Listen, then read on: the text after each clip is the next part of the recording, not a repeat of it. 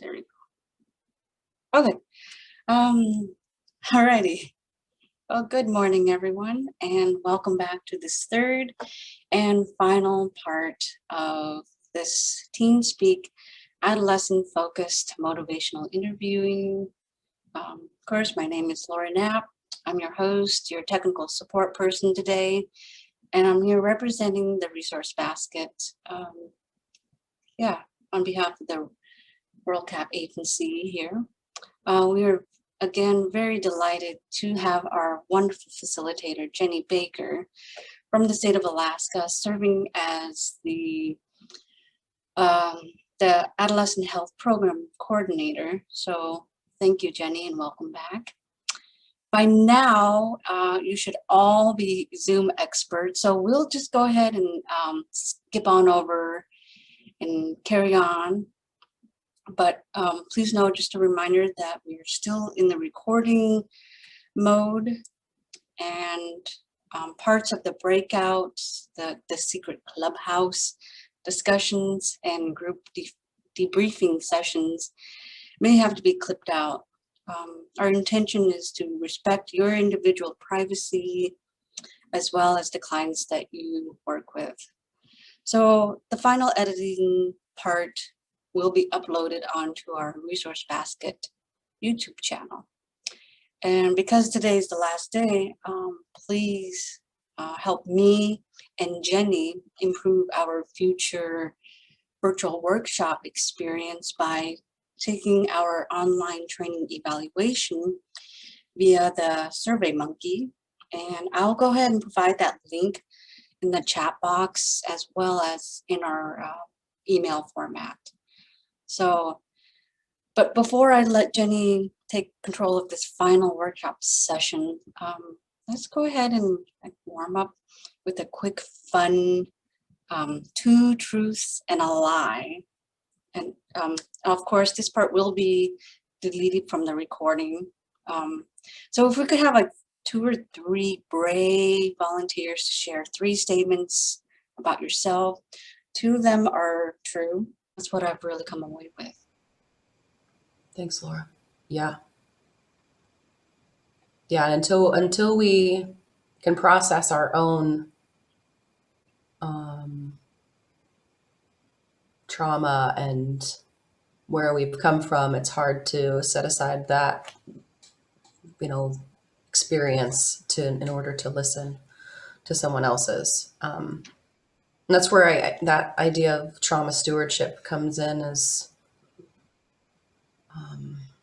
really being able to help people walk through some of that work without trying to give them your experience. And then also being able to walk away from someone experiencing trauma and telling you about it and not re-traumatizing yourself. It's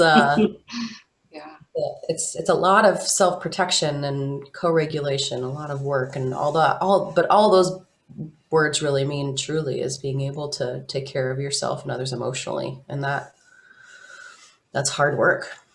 Yeah. For sure. Oh, and then, on top of the emotional intelligence skills, is also continuing to build your cultural competency. Research, learn. There's so much rich Alaska Native cultures and heritage and Chinese heritage. The world is just so diverse and colorful. Take the time to learn. Get to know your peers. Know their stories. Makes a difference. Awesome. So we were a little bit rushed at the end of the day last week when we were talking about our reflections and our affirmations a little bit. So I wanted to be able to give some time to have a step back into that reflection component just a little bit more before we move forward. And so I encourage you to think about for yourself, maybe looking at the chat, and seeing where people are coming from and what strategies they're trying, and trying to reflect on what you're hearing from the group, utilizing one of the simple or more complex reflections, and maybe asking one of your peers an open-ended question in regard to what they're experiencing in those strategies to dig a little deeper. Would anybody be willing to try that? And I can give you an example if you would like. Yes, example. Okay. So what I'll do is I'll give a reflection and an affirmation and an open-ended question. We talk about the importance of doing 2 to 3 reflections for every open-ended question. So I'm going to walk through that real quick. Laura, you had mentioned that it was really important to have emotional intelligence in order to have strong motivational interviewing skills. What have you tried as far as that emotional intelligence component that makes you feel more confident in that aspect and that skill?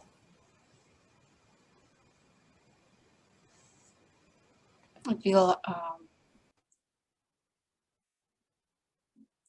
I'm just taking the time to be more aware of my own emotions and feelings, digging into my cultural roots. I think it helps to know yourself first before you get to know other people.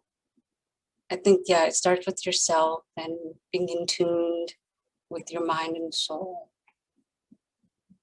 And just being very open about it, being truthful, honest about who you are. Yeah.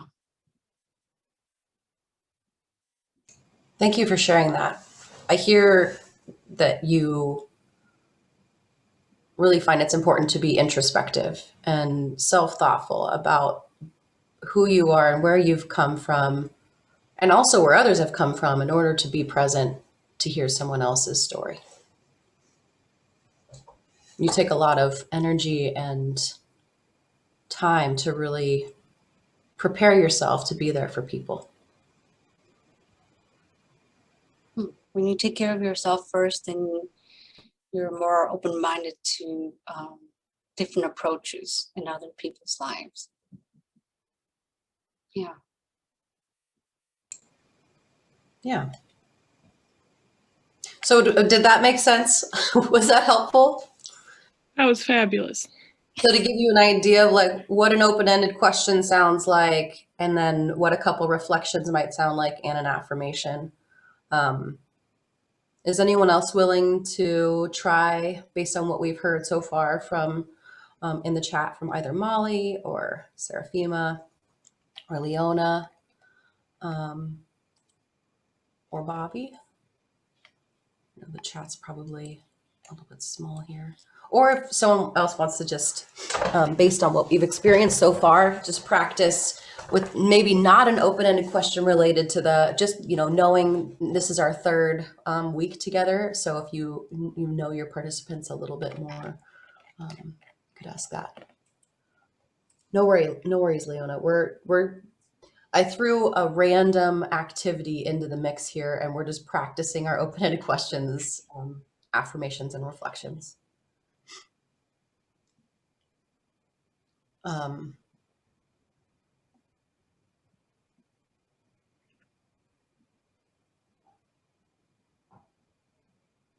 Sometimes this process starts with just trying to get curious.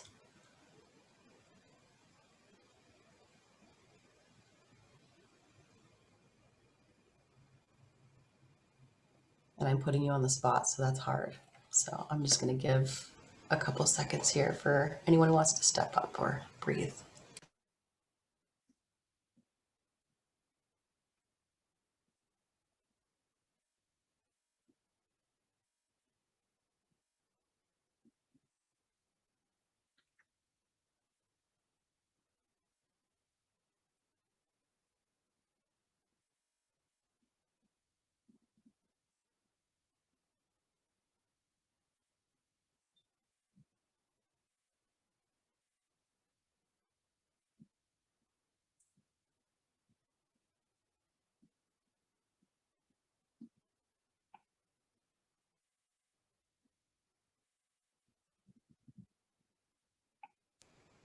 Okay. What we could do too is I could throw a couple more of the reflections in here and we could start with one of those statements. So if you want to go back to the reflective activity slide, Laura, from last week. Okay. I am, Go ahead, Sabrina. Sorry. I was going to say, I'm nervous about doing this, and I'm nervous about, calling someone else out or in question form, but I am willing to give it a try. I have to unhide some of the slides. My apologies. Or I could share my slides. So maybe we can just go ahead and share your slides. A second, and then I'll share it after we. Okay. Oh, I need to make you the host. Be nervous. Tell me a little bit more about why you're nervous. I'm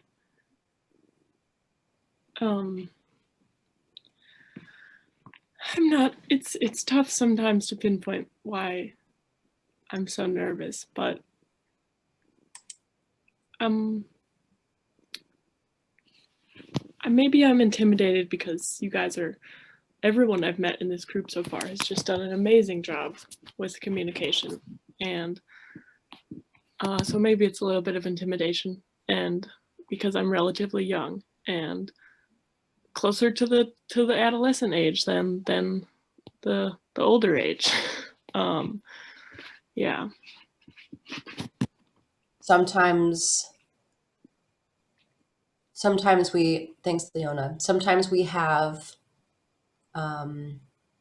sometimes you feel nervous because of the environment that you're in and because you think that you might screw it up, and you obviously care enough about yourself and your skills and how you're seen by other people that you don't want to mess up.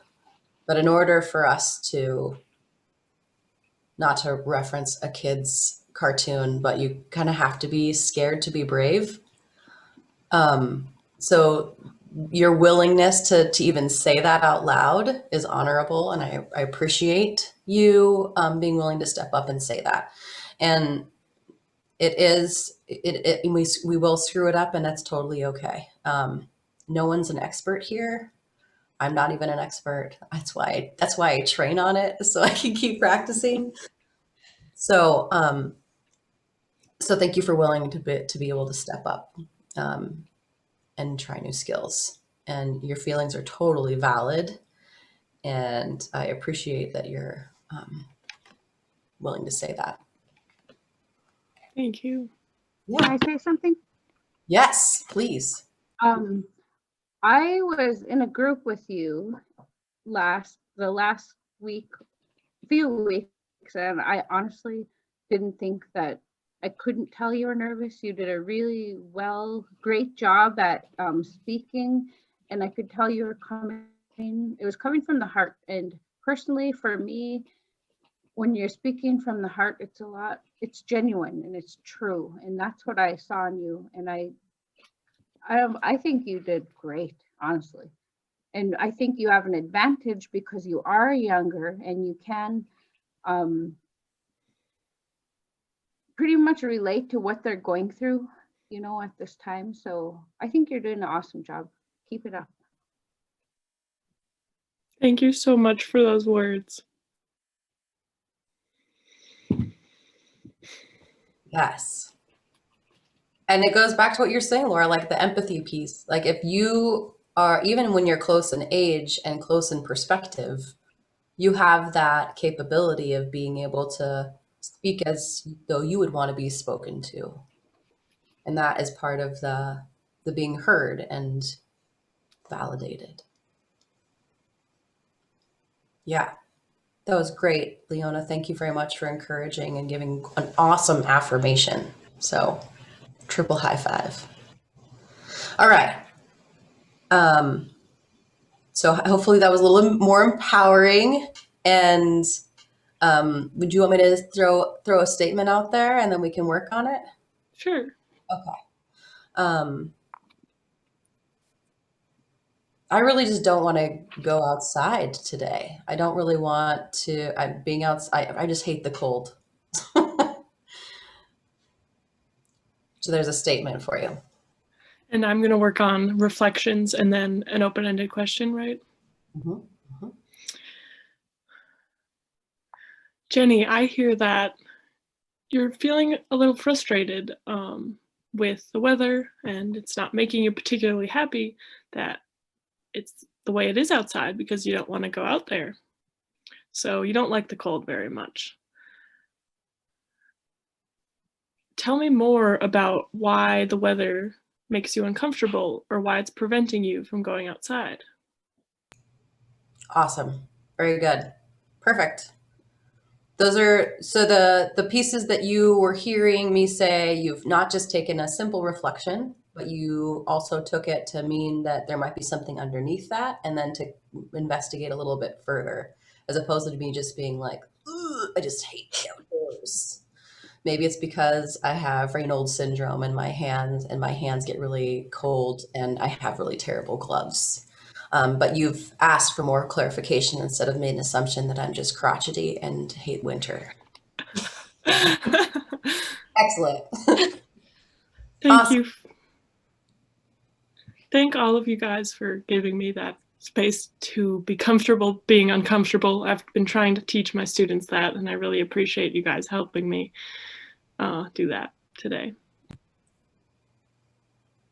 Well, thanks for being so brave, Sabrina, and courageous and being vulnerable and sharing a bit about yourself. That's tenacity right there. And yeah, we're in a very supportive environment, and please know that you can always reach out to any of us. Yeah. Does anyone else want to practice or offer Sabrina feedback or give a reflection to what she said?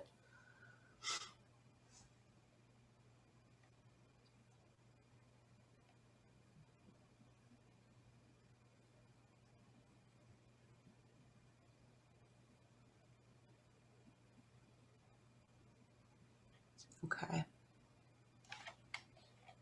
All right. So, thank you for being willing to step up and do that. We're going to keep practicing, and I'm going to share my screen, and we're going to start talking a little bit about change talk. And then at the top of the hour, we'll do a little brain break. And I know, Lena, you're going to be, oh, thank you, Seraphima.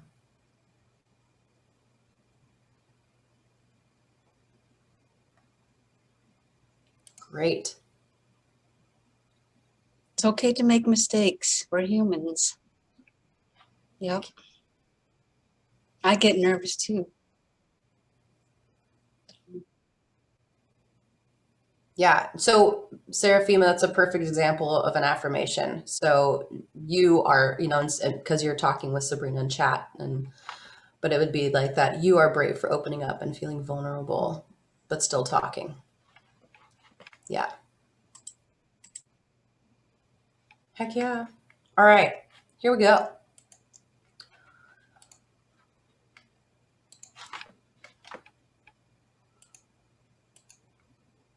So when we talk about, can you see my slides okay here? Mm-hmm. But not my notes section. No notes. Okay, perfecto. So when we talk about change talk, when we talk about hearing someone's interest in making a change in their life, it usually comes with some specific statements. And these are the things that you're going to want. Oh, these are like your green flags, like, ooh, this is an opportunity to talk with them more. And it's not that you need to change them, it's that deep down inside, sometimes we say these statements, these kind of statements, when we want things to be a little different. Some things, like we had talked about earlier, maybe are a little bit more difficult or challenging or even impossible to change. But internal locus of control comes from our internal belief system, empowerment, and spark. So if you'll hear someone say, so if we think about strength, that depending on, if you were to imagine this kind of being in a line of like this way, where desire is here and need is here. So this is kind of a spectrum of change. And the stronger the desire, stronger the need is, once someone is saying that they need to do something without stating a reason, that is the strongest indicator of a commitment to change. So when someone says, I really need to get outside, but my Raynaud's syndrome is bothering my hands or something like that, that even that but is a good indication that what they said before was the actual need to change something, the change talk. So if you hear that but, that's usually where the change talk was. Central goal to helping people articulate their reasons for changing, and in doing so strengthens their intention to change. So if you were to have an opportunity to chat with someone and they mention something about, man, it'd be really great to go travel, but this pandemic is just getting me down. And you can ask more about that and be able to kind of query, even if it's just about something that would make them happy, as opposed to a huge life change, or even sustaining a positive change. So sometimes this might look like, I really like going for a walk every day with my dog, but there's just so much snow outside. I mean, like, it sounds like you really like going on walks with your dog. Tell me more about that. And it's not that you're ignoring their butt, it's not like you're ignoring the part that's like their excuse for what's challenging them, but you can query even more about what it is it about the things that are challenging. And then also, what is it about the things that are really great that still get them out the door every day? Is this making sense to folks? Like, that you have some indicators of what you hear, like I want to could be a less strong indicator, and then I have to, which may also predict a stronger likelihood of change.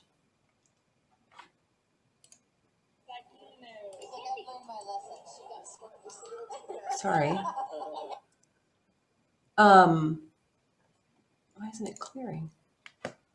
Pardon me. Okay, great. So when we think about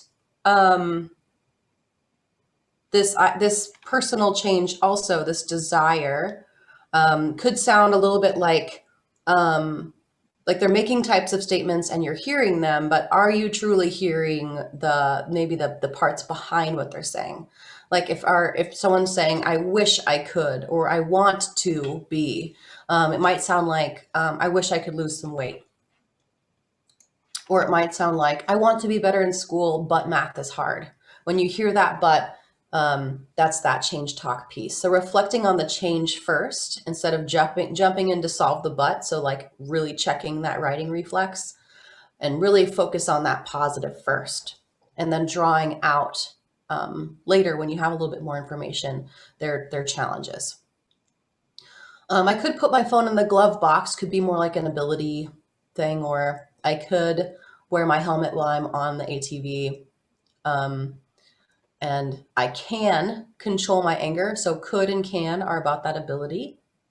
And then reasons are like wanting to, or feeling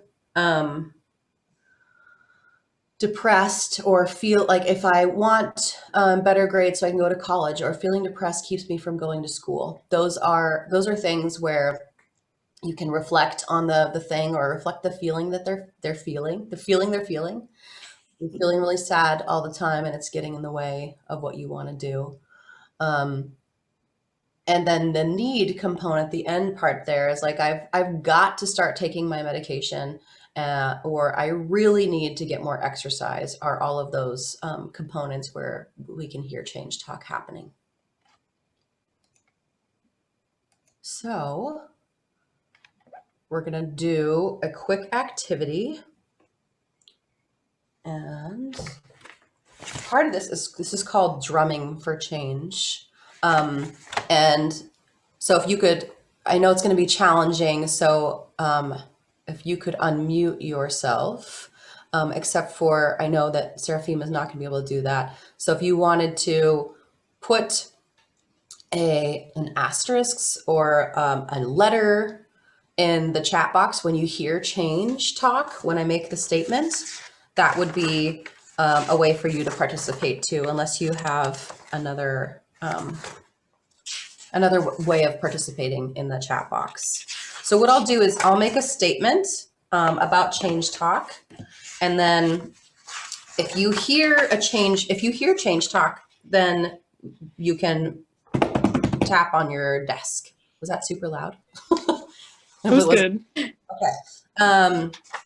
And then, so when you hear that, then we'll talk about what kind of change talk it is, where on the spectrum of change it is, and then within that, what the word was that triggered that in your mind, if that makes sense. So, does the directions make sense for everyone before we move forward? Yeah. Okay.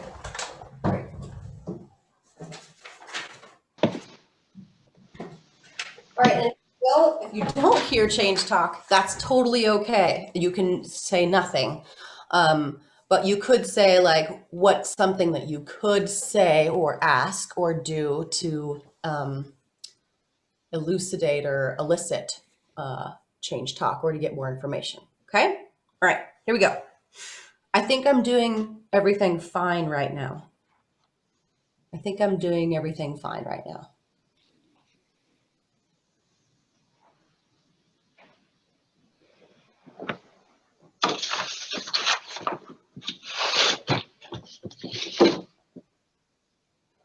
Okay, so hearing nothing, not change talk. What is something that we could potentially say? This is a question. That is a question. Oh, like, so you, so you're wondering if they're questioning themselves, Seraphima? Because they said, I think. Yeah. Yeah. So if they think they're wanting maybe even to make sure, maybe even to hear some encouragement from you or some thoughts on, or maybe even asking them about that particular behavior. So if it's about school, like how, tell me a little bit about school. I think everything's going fine right now. Be like, tell me more. What do you feel like you're doing well? What are you good at? So yeah, being able to ask a little bit more details, and then being able to say too, after you, elicit a little bit more response, a little bit more detail, then giving that opportunity to say, is there anything that you would like to work on? Is there anything that you feel like you could use more support in? So yeah, totally could be a question. All right, next one. I wouldn't mind cutting down on the stress in my life.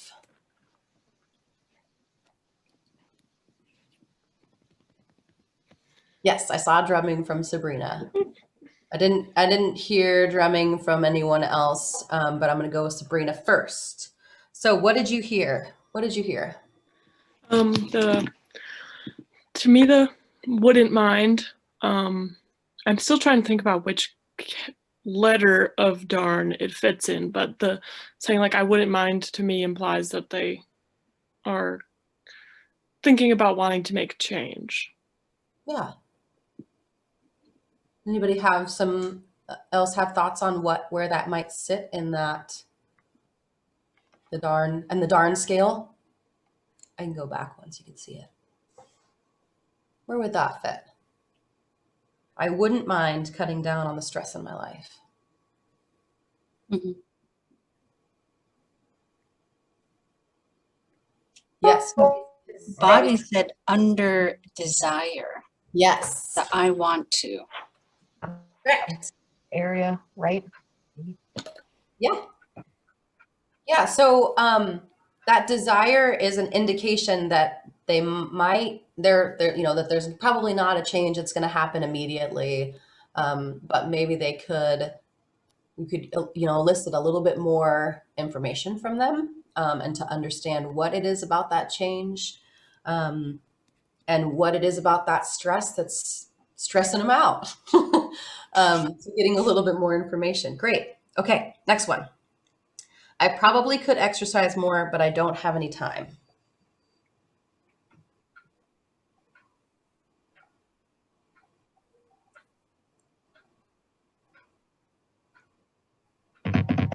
I heard it. Yes. Was that Bobby? Yeah. Awesome. Okay. What did you I hear? think that would go under the ability. Like they want to start doing that, or they see that they could start doing it, but don't know when they're going to. Maybe. Yeah. So you heard the but, and that probably Yeah. got you. Yeah. Absolutely. So that ability is right there, and they still are giving themselves a little bit of an excuse, that they don't have any time, but they're recognizing it. Perfect. Mhm. All right. I've used condoms before.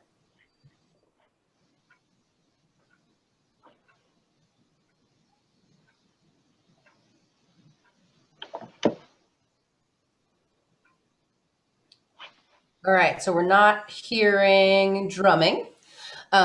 So what is it that you are hearing? So if it's not actually on the darn scale, what is it that you are hearing?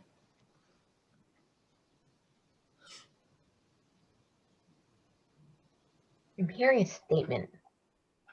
Yeah, a statement about, what kind of statement are you hearing? Like a statement of, "Oh, yeah, I do that." Yeah, If that makes sense. yeah, totally. So they've done it before. So it's almost a statement of ability. Yeah. Not like I could, but I've already done that. So technically, it could be an action. So if we think about the scale of darn moving into actual action, there's the darn cat. So the cat is commitment, action, or taking steps. So this person has already used they used condoms before. So we know that their ability is there. So what could we say to this particular person as a reflection, maybe, that might be deeper to elicit more change talk if we're talking about STI protection or pregnancy prevention or a healthy relationship? You're looking for a reflection and not a question, or are you looking for both? Either. I'm thinking a reflection could be, so they said, I've already used condoms before. And you could say, I hear you understand the importance of using condoms. And I'm trying to think of a good question that would confirm that they understand the importance. Yeah. Could you say something like, going on with what Sabrina was saying, could you say something like, what do you know about using condoms and safe sex? How does that sound? Yeah. That sounds good. In your opinion or in your experience, or what is it about that time that you used it last that you may have not used it in the future? Maybe they haven't had sex since the last time they used condoms. Maybe the last time they used condoms was on a penis proxy while they were learning to put one on, a penis proxy while they were learning to use condoms. Maybe their partner really didn't like using condoms. But in order for us to understand the motivation behind that, so maybe they don't think that they need to worry about condoms because they're in a long-term relationship, or maybe they're not worried about an unplanned pregnancy because their community supports no matter what, supports having babies no matter what. So all of these things are dependent on their personal motivation. So getting more information. Great examples, Sabrina. All right, here's another one. I've got to get my depression under control. I've got to get my depression under control.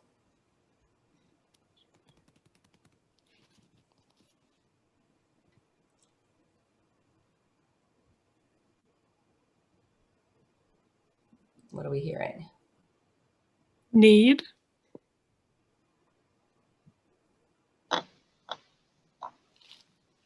Absolutely.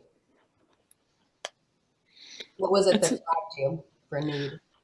It sounds like the, I got to or I have to is they've already, maybe they haven't acted on the commitment yet, but they sound mentally committed to this task. Yeah. Yeah. And what would be something that we could say to understand their desire, understand their reasons, now that we've already established that they know they need to change that behavior or that feeling? This is always the tough part. Right?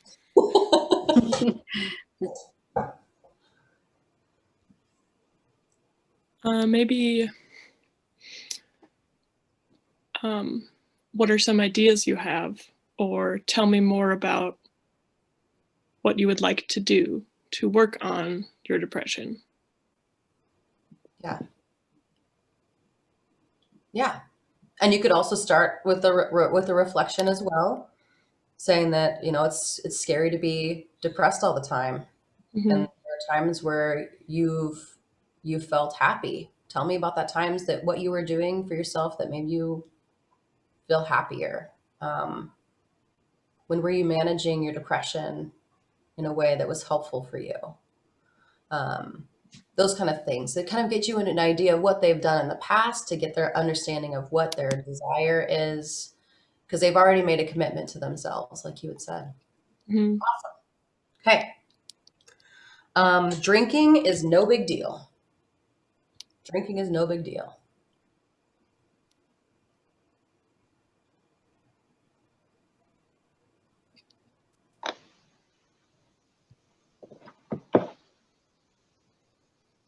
No change talk. Okay. So if we're not hearing change talk in that one, what could we ask? What could we say? What could we reflect?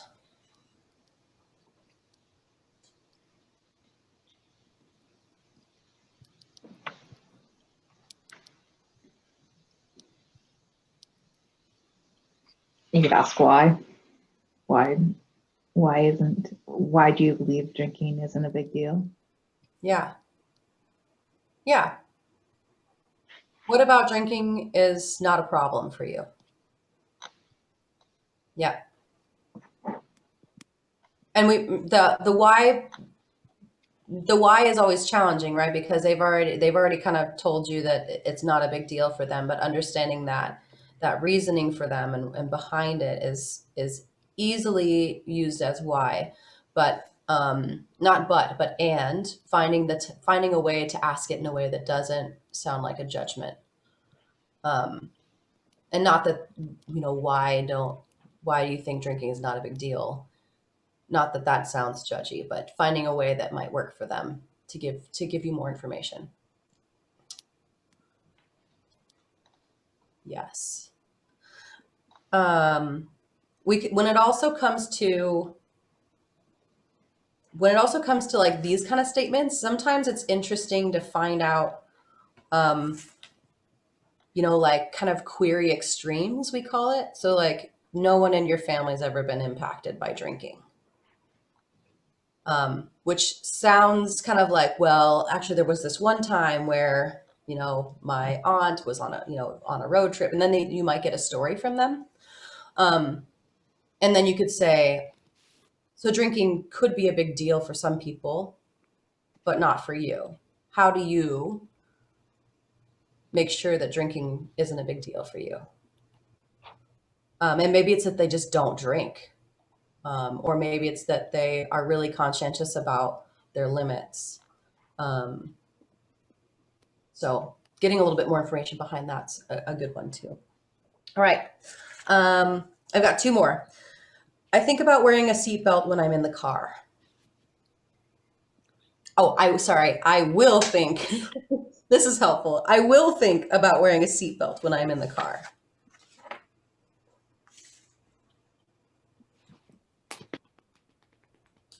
Yes. Sabrina heard it. Okay.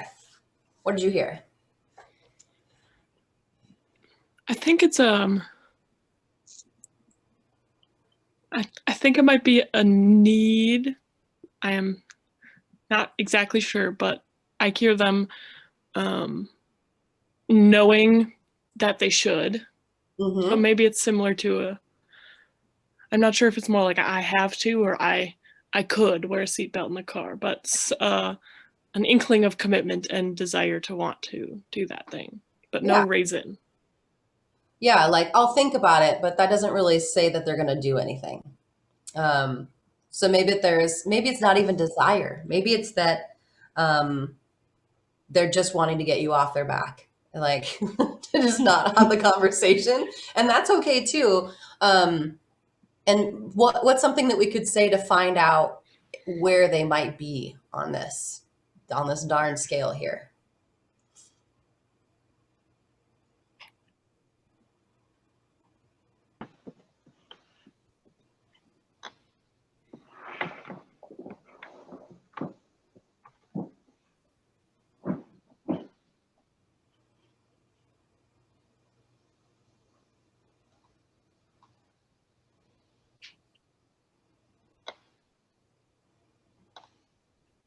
You know, I also see a little bit of reason behind that scenario with the seatbelt, because the person recognizes the consequences if you don't wear a seatbelt.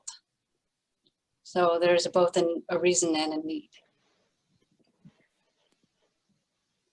Yeah, so maybe it would be close to you're thinking about wearing a seatbelt. Tell me about when you're thinking about wearing a seatbelt in the car. What actually gets you to click it? What actually gets you to put that seatbelt on?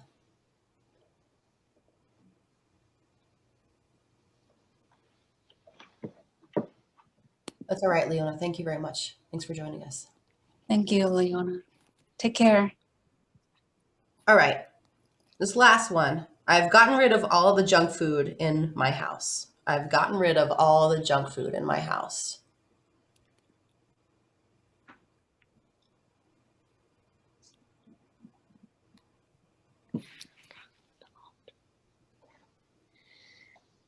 I don't know if you guys heard that, but I'm thinking it's a mix of the ability and need of the I could and I have to Yeah. with that. Yes.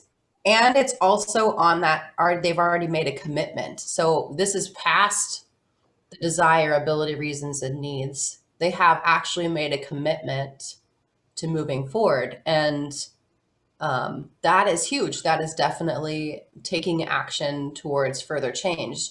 And so if they've gotten rid of all the junk food in their apartment, what is it that they are doing to sustain a particular behavior, whether it's eating healthier, or if they're watching their calories, or if they are really committed to cooking at home.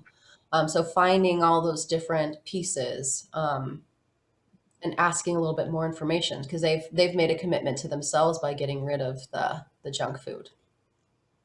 Awesome. Okay.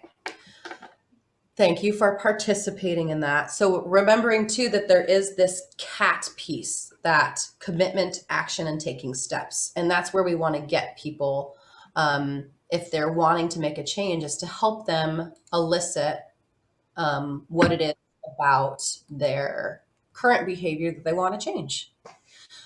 So how we do that is through a couple different ways. And if you want to look in your workbook on pages 40 to 41, then we can look at some of those components and what some examples of these pieces might be. So if someone's not expressing statements of change talk, but you know that it might be an issue for them, you can try to draw out some of that change talk by using some of these strategies. I'm not going to explain each of them. But at the same time, you heard that in the learning modules, or maybe you read it in the book, that we're going to be looking at eliciting change talk based on what you wrote in the workbook on pages 40 and 41. So, what could be an example, or in your book, what would be an example of an evocative question? So an open-ended question to which the answer is likely going to be change talk. And sometimes that looks like, what are some reasons to change such and such behavior? What might it take for you to put on deodorant every day, or take a shower, or drink less coffee? Jenny Baker. You decided to make a change. How would you do it? Some of these things that might get them to that change talk. So what would a question be from your workbook? Would anybody like to share what they wrote down for the evocative question? And note that there's that open-ended question above, that what would it take? What could you do to remember to wear your seatbelt? So what would an evocative question of that look like or sound like?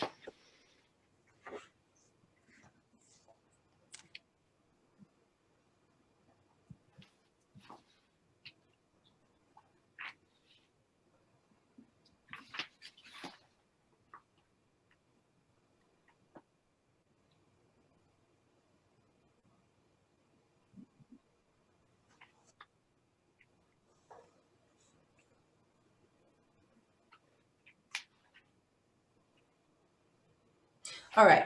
I think what I'm going to do is take a pause and give everybody a 5-minute break, if we can do that now.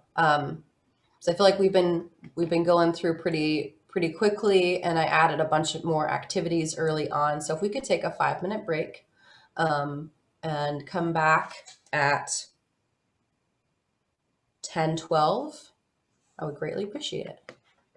Low energy happening. Maybe that was my own low energy, but here we are, back in it to win it. And I'm going to pull my slides up again. And as we think about these pieces, these are really going to be important as we go into our groups to be able to chat about our worksheet for change. So if you do have that worksheet for change near you, filled out and ready to go, we'll be using that today in our practice. Okay, so back to it. What was some of the examples, or what was an example that folks put in? Or if you don't have them written down, that's totally okay. Well, what's an example of one of these, like the importance ruler, which is like following the same flow as a readiness ruler, but instead is like assessing the importance of change, or a person's confidence in their ability to change, or the support, like how confident they feel in making that particular change for themselves. Anyone have an example of that importance ruler? And it can be totally made up if anyone wants to, like, it doesn't have to be the one that's in the book, but if you have something that you could use as an example, what would that sound like?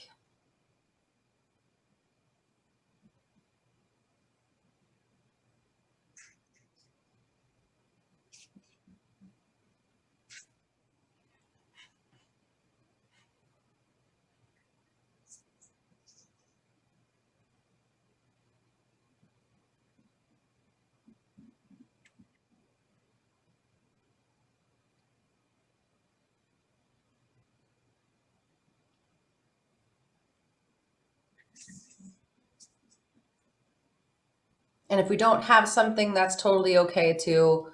I can just give you some examples, or if you want to write them in your workbook as we go along. So to pop back to that evocative question. So for thinking about that There's that example. What could you do to remember to wear your seatbelt? What could you do to make sure that you get outside for a walk every day? That encourage elaboration one, where we're talking about that, making sure that you understand their motivations, understand a little bit more about their abilities. Maybe you could say, can you explain how being at a party and not being influenced by your peers is working for you when it comes to drinking? And maybe on the importance ruler, like Sabrina, on a scale of 1 to 10, how confident do you feel in using the motivational interviewing skills with the people that you work with? So maybe you could ask on a scale of 1 to 10, Sabrina, direct question here. How confident do you feel in using these skills in the people you work with? You want me to answer? Sure, please. That'd be great. I would say I feel about a 9 or a 10. I feel confident in using them. I think that's different than my possibly the effectiveness, but I feel confident in trying to use them. Awesome. And you said a 9 or a 10, so your confidence is up there. Why not a 6 or a 7? And why? What is it about being at that 9 or a 10? Why not a 6 or a 7? I think this practice that we've done has really given me I feel comfortable making a mistake, and I feel comfortable being able to explain to the people I'm interacting with that I'm trying my best. And if I say something wrong or say something I don't feel good about, being able to, take a step back and correct myself and give myself space to make mistakes. Yeah, perfect. So you have the confidence, and you're just looking for a little bit more practice. Yeah. So that's the other side of the ruler too. So if you're at like a 9 or a 10, there's really not much more to go as far as your confidence level. But so the other question I would ask is, what would make sure that you're at a 10 for confidence? And I kind of made an assumption that maybe just more practice would be the thing that you might need. Is there anything else that would help you get to a 10 in your confidence? I think I'm going to supervisor aware that I'm working on this, so I can help hold myself accountable by knowing she knows. That is my plan. Awesome. Yeah, so giving yourself some accountability. Yeah. Can help you build that confidence too, and practice. Fabulous. So that's just an example of the ruler. Decisional balance. Sometimes this is about pros and cons, like weighing your options.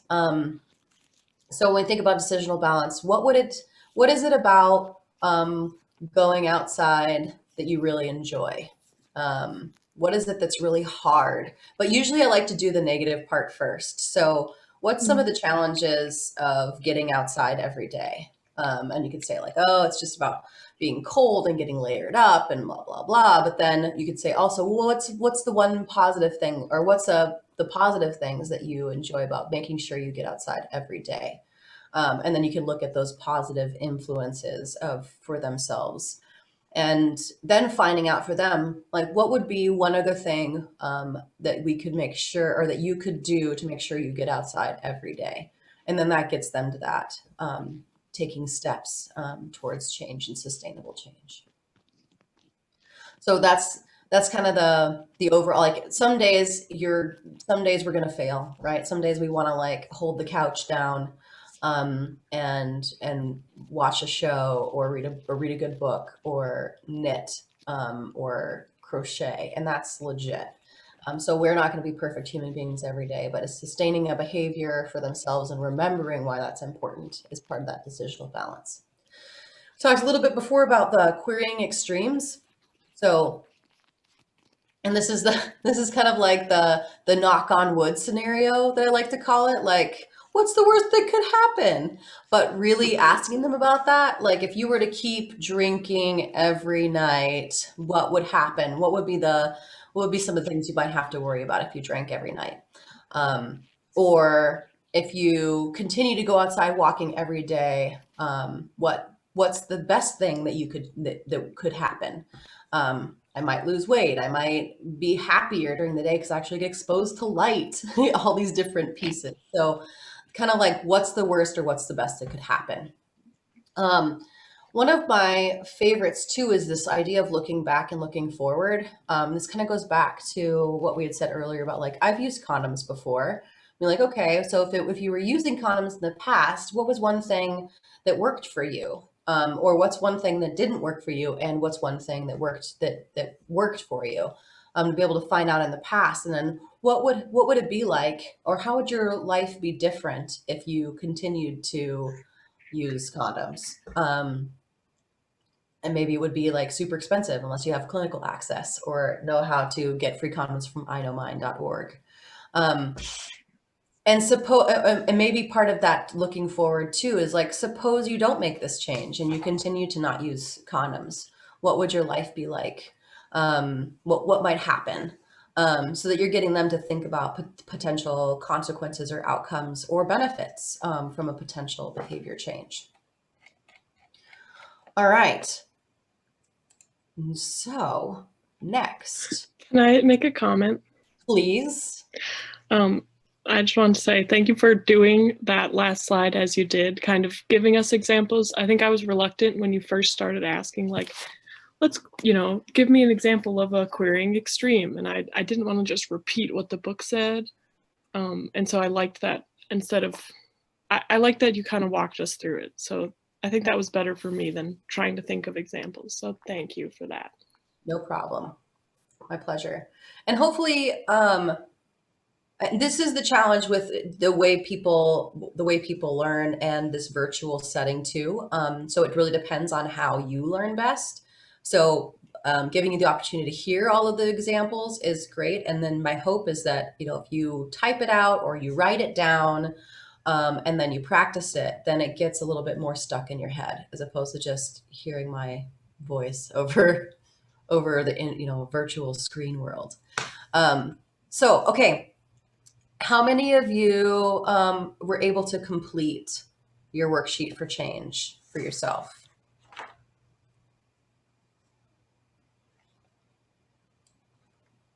You can use the reaction button, put a thumbs up if you'd like, or use the chat box. Yeah. That way we can get a visual idea.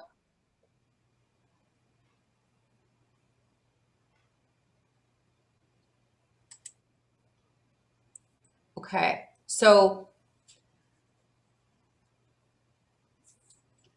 most of it for Seraphima. Okay, no worries. So what we're gonna do is we're gonna practice all of the skills that we have been using. And we're gonna do it as a large group instead of breaking you out into partners, because there are some folks that maybe have not been able to complete it completely. So what I would like to do is put myself out there for a guinea pig for you. And I'm going to pause this. Great. In mind as you deal with some of these, no problem, Sabrina, thanks. As we're dealing with some of these skills, is that there oftentimes you will get resistance, but using some conscientious objectors usually are those folks that really has some cognitive dissonance going on, or are just not ready to address it. So just some of those resistance busters that we'll talk about here in a second will help with those. Any other comments on what you all, Bobby, Seraphima, thoughts on what you heard? Comments you want to provide Sabrina on the approaches, or anything that was really helpful for you, either from Molly or Sabrina?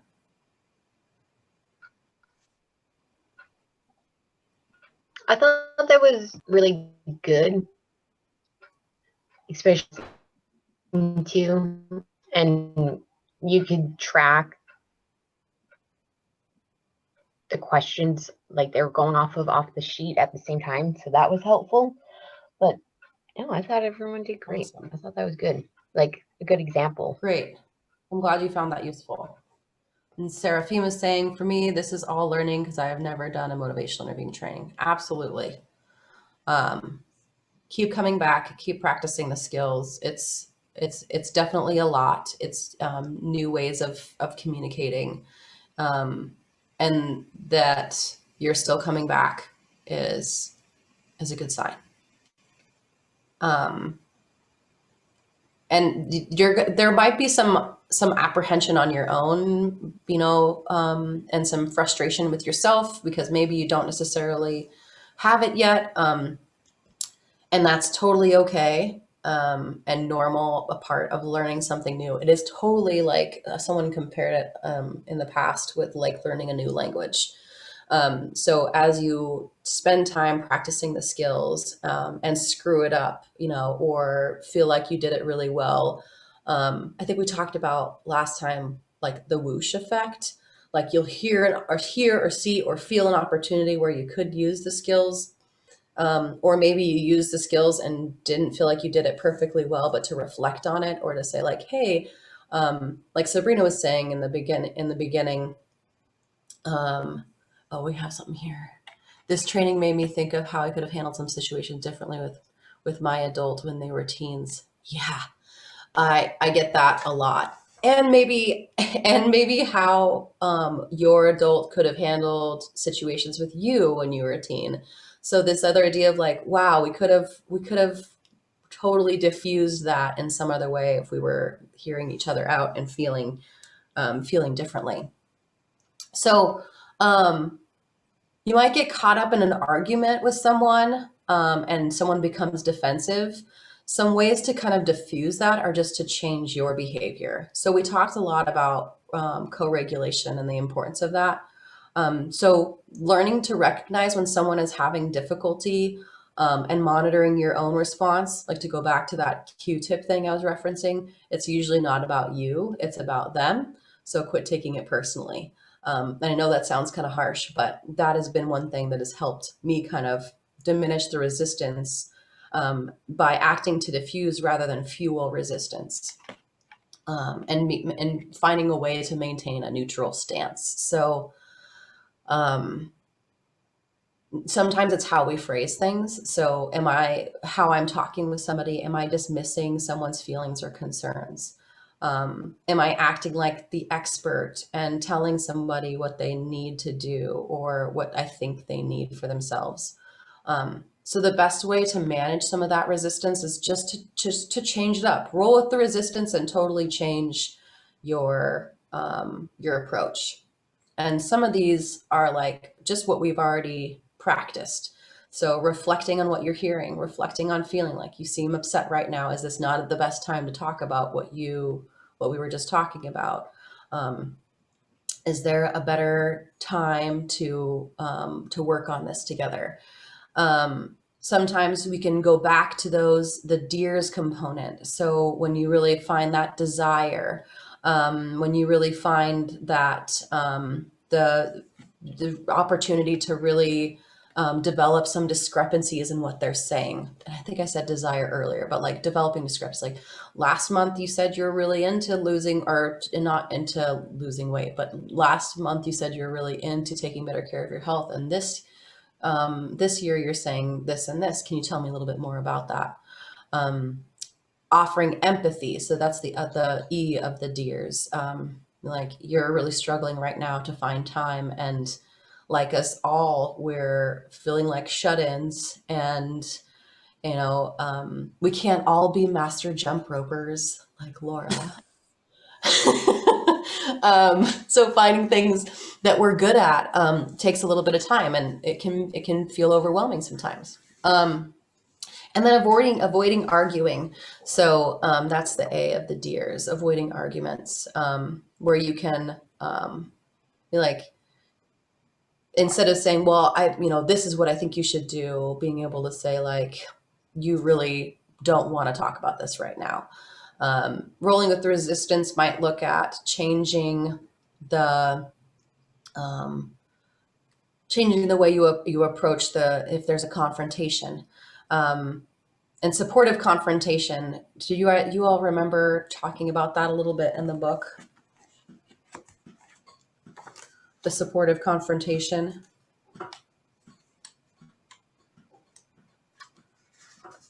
So when you have like a teen's example would be like, texting and driving is not a problem for anyone except old people. And a parent's reply could be, you don't know anything that could happen. You don't know anything that could happen if you text and drive.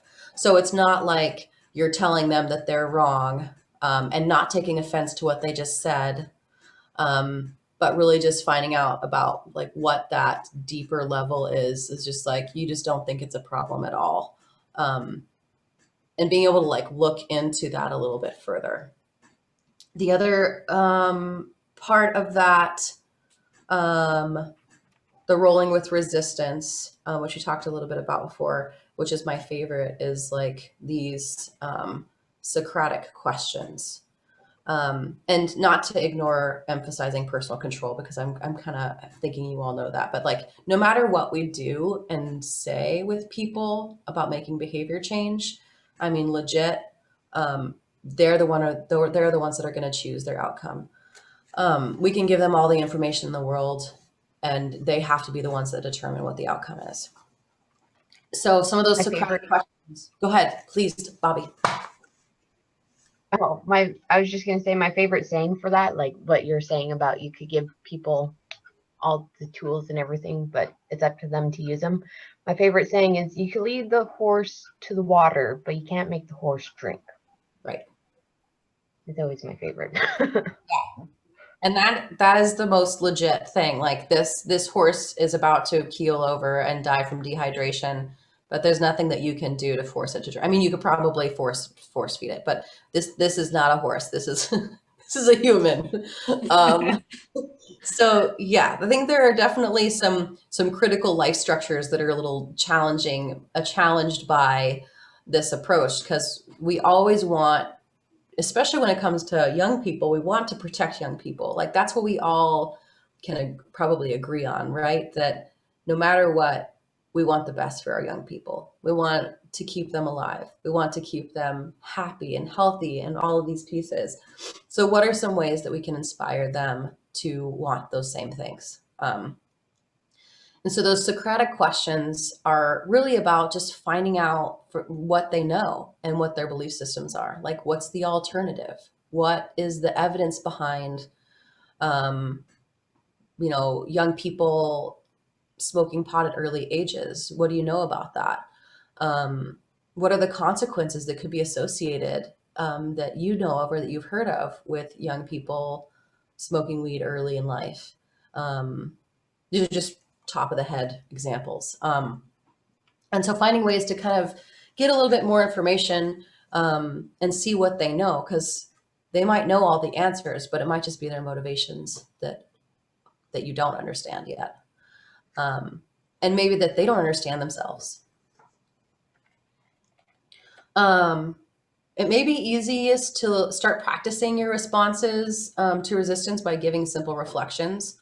So like if someone is having sex without using protection and they say it just happened, you might respond with, you had no control over the situation.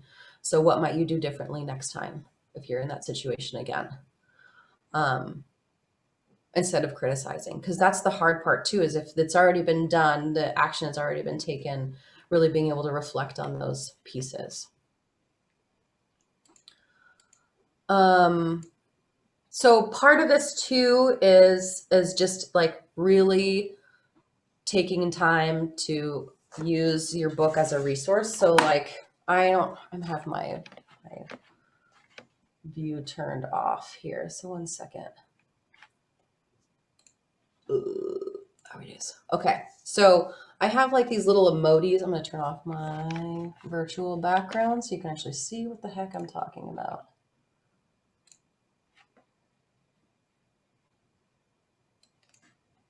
Okay.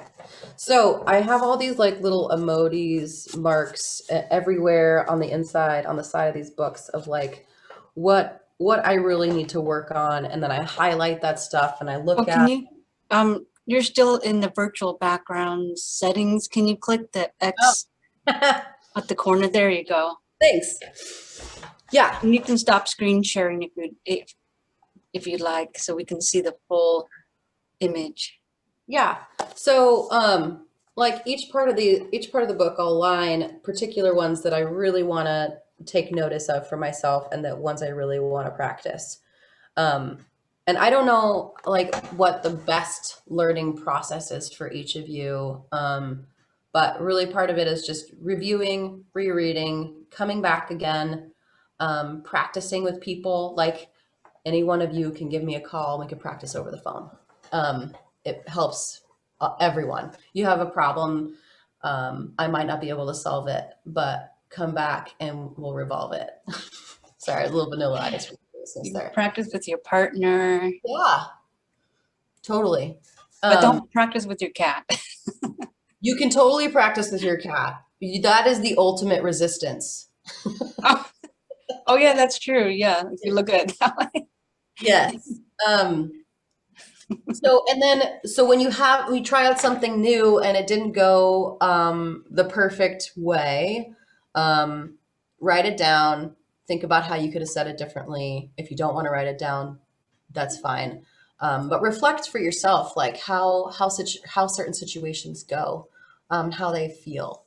And then I think the other part too is just to be patient with yourself. Because this is a new language. How many of you speak more than two languages or one language?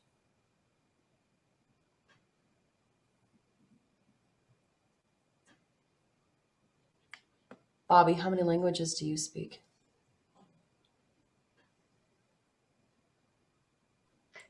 Just English and Aleut. That's But still more with than. Aleut,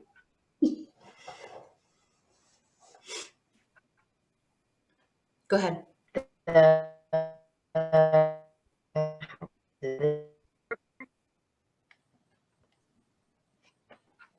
I'm trying to save the band. Feel free to use the chat box too if you'd like. Yeah, you were cutting out a minute. Sub Aleut. Yeah. So, how many years do you feel like you needed to master Aleut? Or do you feel like you're still working on it? Not a master yet. Right. So if we're thinking about it as a language, and adapting how we speak at 10 years. So it's really hard, right? But it's a different way of like reflecting and learning and challenging your new dialogue with other people. So if you're totally peeved at yourself for not having it perfect after this training, I'm telling you, don't worry about it. Because I still don't get it and I teach it. I still am challenged by it with my husband, but I can tell you that progressively that whoosh effect of what I felt earlier on of like, well, that was terrible. That whoosh effect has gotten much smaller. And I'm able to like say outwardly like, ooh, I said that wrong. Can I try that again? And my husband's now used to hearing me say that. So that to me is progress on how we communicate with each other. And the youth that I work with oftentimes feel like one of the youth I was working with the other day said specifically, like, I think I really enjoy talking with you because I feel like you're actually hearing what I'm saying. And that's different than maybe because if parents really feel like they just have to guide and try and move young people in a certain direction. But we all have to be bought into that direction in order to move. I have 2 videos. I didn't play them this go around because of bandwidth issues. But what I would like to do is send them in the follow-up email. One is like a super cheesy Everybody Loves Raymond episode where he talks with his daughter.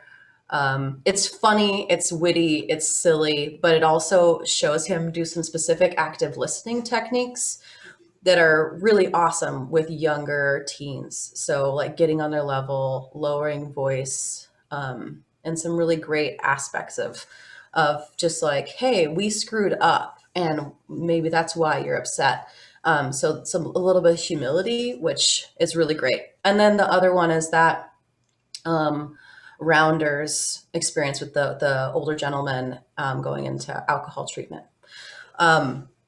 All perfect examples of motivational interviewing components. So I'll send those your way.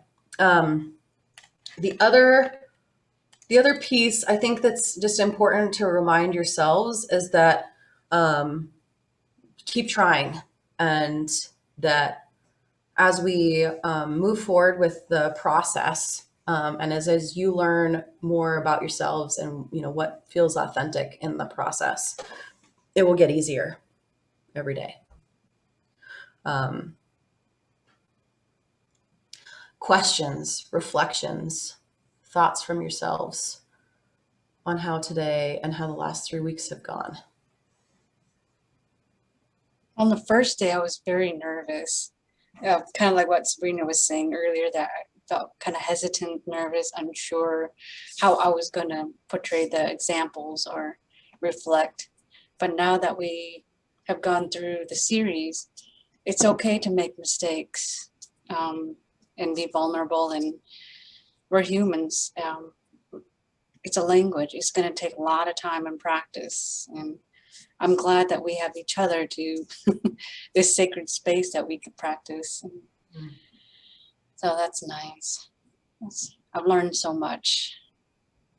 Yeah. Awesome. I encourage you to keep me posted too on how we can be doing this work better. I know we talked about the survey, but if there are approaches or things that I can be doing better as a facilitator, to send me an email. I am totally open for criticism. There you go. And greatly appreciate anything that you all can offer.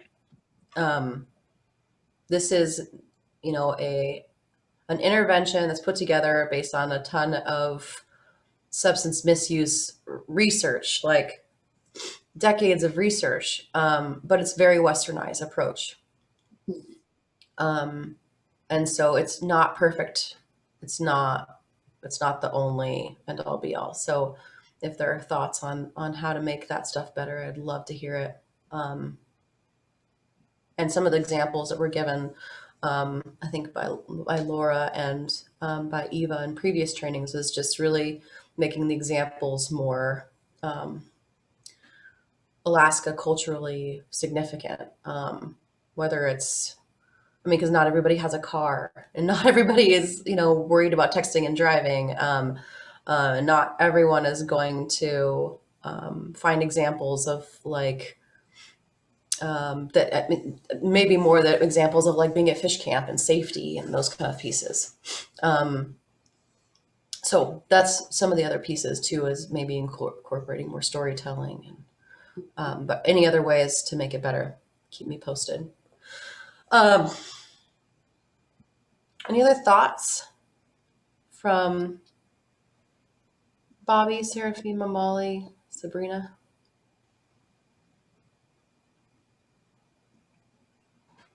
I wanted to share that I found the like small groups, and when we split into the like small group of 1 or 2 people groups the last 2 times I was working with, I'm struggling to remember her name, but the lady I worked with on each occasion, it was really amazing to like work one-on-one with the people, and then like work with them at the beginning of the session and later at the end of the session be in the same group and kind of be able to like work with that individual to like track our progress. I liked that. Cool. And I really appreciated today. I feel like I learned a lot being put on the, like making myself just like be on the spot and doing these things. That was super valuable for me, and it was hard. And I just really appreciate that this training gave me that space And so, yeah, I'm definitely going to encourage my, I'm in an AmeriCorps program that works with youth, and I'm going to encourage my peers to engage in this training and maybe watch the videos, because I think it was super awesome. Fabulous. Great, So, thank you. yeah. Yeah, I like the idea of tracking progress with the same partners Mm-hmm. and building on that rapport a little bit, because maybe that helps too. In building that rapport is finding comfortability with other people as you learn more skills. Great. Seraphima, this has broadened my mind on learning to ask questions instead of trying to fix things. I have always tried to fix things. Me too. That's why I started doing this work. I was like, this is not working. It's not working for me. It's not working for the people. I'm just getting frustrated. So yeah. And I always felt like you had to find a solution, like you got to find a solution right away. It doesn't happen that quickly. It takes time. And that's what I'm discovering in this course. And sometimes your solution is not the solution that they need. And that's the hard part. Because we all want to feel like we're doing something helpful and feel needed and feel effective. But I keep going back to that Maya Angelou quote, like, no one is going to remember what you did or what you taught them. They're always going to remember, and I'm sure I'm totally slaughtered. Sorry, Maya Angelou. But they are going to remember how you made them feel. So even if you didn't fix their problem for them, you gave them the opportunity to be heard and to express themselves. Sometimes that's the basis of all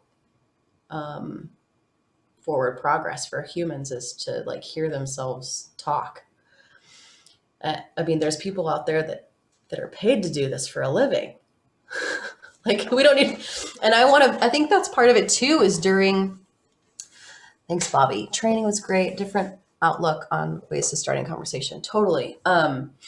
Like, our mental health care providers around the state are overworked and very tired right now. And so having other folks being able to be supporting roles and hearing people out is really helping our mental health care providers too. So thinking about that work being in conjunction. So what is one thing that you all would like to work on? One skill that you would like to incorporate this coming weekend through next week that maybe you have learned today?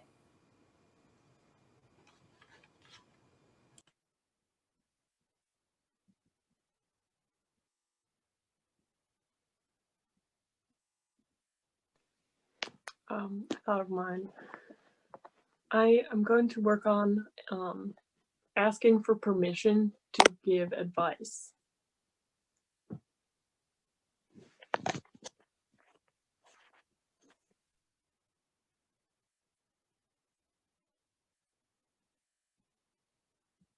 Asking more questions. Yeah. Thank you.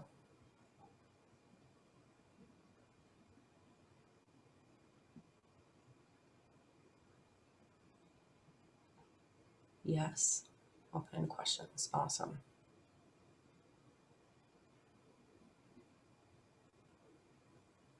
More reflection instead of just repeating the question back. Yeah.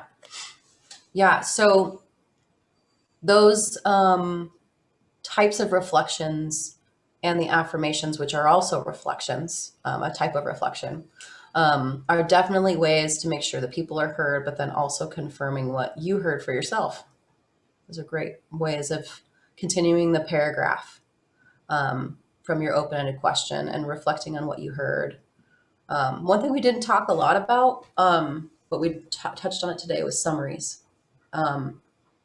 So as we move through a conversation with someone, especially if the conversation, yeah, totally, the reflections and affirmations validates a person's feelings and perspectives, for sure. If we take the time to really think about those reflections and try to add all those pieces up and summarize for a person at the end, be like, thanks for talking with me today. you believe that that changing these skills is going to help you be a better friend, a better lover, a better care provider, and you know that the skills are going to take a long time to practice, but your confidence is there and you're moving in a direction that is helpful not only for you, but the people that you work with and the community that you live in. So being able to like reflect on those pieces for someone and to summarize and even to say at the end, like you had said earlier, Sabrina, like we're gonna check in if you're okay with that next week to see how your progress is going, is a great way to also continue the paragraph and give them that open door that they can come back and chat with you. Awesome. So yeah, the only other thing that I will reiterate is that motivational interviewing doesn't have to be about like changing somebody. It can also be about hearing them and having them sustain behaviors that are beneficial to their longevity, or that make them like, you see, like, I see you. I see that you really like playing music and you're not making as much time for it right now. And it's important to you. Like, that's all it maybe needs to be, but it's just being able to see that they, that it's something that inspires them, that sparks puts a sparkle in their eye.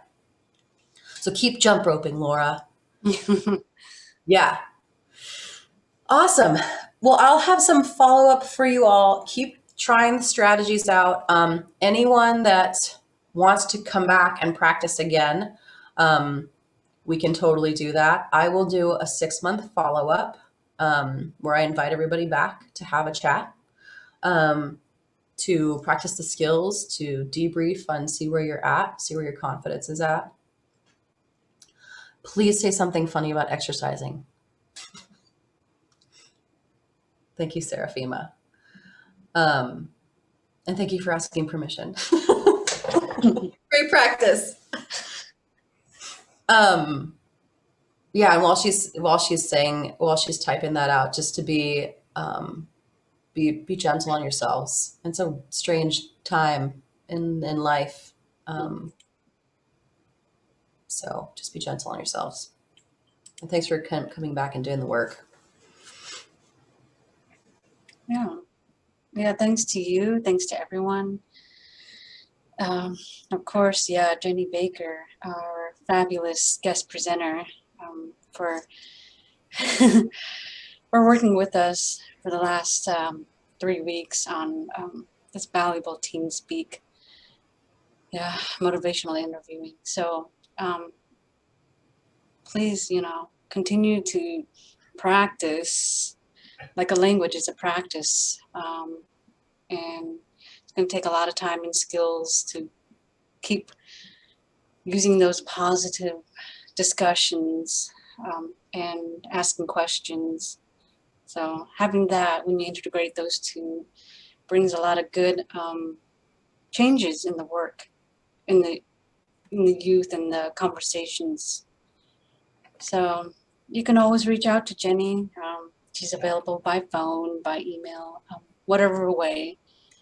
So yeah, just please reach out to her and question, comments, follow up, whatever is on your mind. Yep, she'll be checking in the next 6 months. So, and don't forget to take good care of yourself and fill out the survey, because it will really help me and Jenny out for any future virtual sessions. Hopefully not for too long. We'd like to get back to real life. Yeah. Yeah. Real. So yeah, that's it. I mean. Yeah. So Seraphima said, I have a coworker who's busy exercising all the time, even in place. I teased her and told her that I felt like Flash running past her and I'm faster than her, but she is Superman and Superman is faster than Flash. We had a good laugh because she was jogging in place. That's hilarious. Check this out. Seraphima, check this out. Hello. I have a stand-up desk. Nice. Do you run in place too? Watch me disappear. Nice. I thought you guys get a good chuckle out of that. That is hilarious. And thank you, Seraphima, for being willing to participate via chat box. That was a whole new experience for me as an instructor. So I hope you've still found benefit and enjoyed your time. Of course. All right. Well, thank you all. I'll also put one other video in there. Have you all heard of Kid President? Yeah. Okay. So it's a really cute TED Talk on like a pep talk.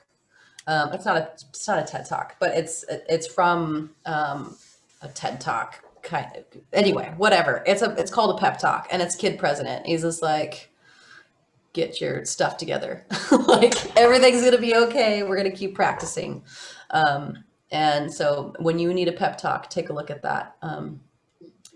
And hopefully it'll give you some inspiration. All right. Okay. Well, thank you all for your time, and I'll be following up with an email and then a 6-month follow-up. And I hope you have a wonderful rest of your week, y'all. Yeah, have a great day, everyone. Take care. Seraphima said that, Sabrina, you were killing it today. Yeah. Mic drop. You go, girl. Thank you. Thank you so much. Thanks, Molly. Bye, kitties. They say goodbye. They're sleeping now. Thank you so much, Jenny and Laura. Our pleasure. Okay. Thank you.